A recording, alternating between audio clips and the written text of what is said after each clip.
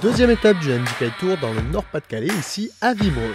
Une première journée dédiée aux inscriptions, au briefing coureur et aux ajustements du matériel, le tout sous le signe de la bonne humeur, une étape annoncée avec des conditions de vent plutôt favorables selon le directeur de course Olivier Mouraille. Donc pour ce week-end, aujourd'hui ça risque d'être assez tranquille.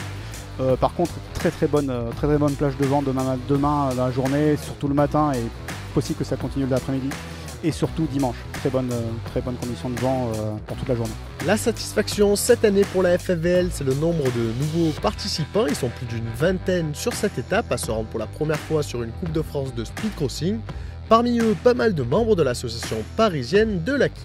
Alors moi, en fait, je suis venue il y a 3 ans, j'étais bénévole sur les bateaux de sécurité. Et en fait, j'ai vu une fille, je pense qu'elle avait 14 ans, elle faisait du foil et elle faisait le tour autour des bouées là. Et en fait, ça m'a vraiment impressionné. Et je me suis dit, si elle peut le faire, je peux aussi essayer au moins. L'autre groupe venu en nombre, c'est celui du centre d'entraînement régional de la Ligue FFVL des Hauts-de-France.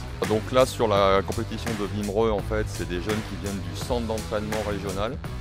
Kitesurf des Hauts-de-France, qui est un dispositif qui a pour but de travailler dans le collectif et de les amener sur des événements d'envergure nationale, avec pour ambition d'abord de prendre du plaisir, prendre de l'expérience et puis si possible dans l'avenir faire des résultats.